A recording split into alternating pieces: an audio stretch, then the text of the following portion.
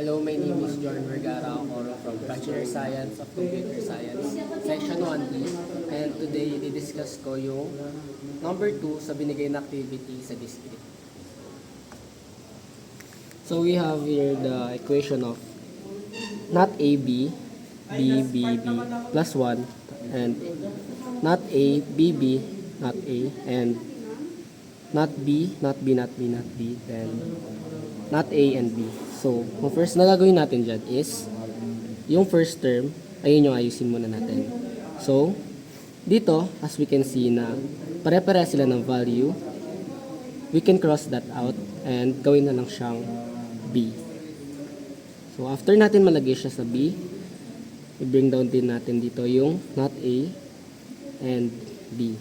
So, since itong dalawang to is same value lang, we can put it as not AB. Then, diretso tayo dito sa second term natin. So, sa second term natin, as we can see that B and not B is same value lang, pwede din natin siyang i-drop. So, magiging not A and B. So, next term natin would be the 4 not B's. So, since same sila lahat ng value, pwede natin silang gawin not B. Then, the last one would be not A and B. So, pwede na siya yung A, bring down. So, ang natiraang equation natin is ito.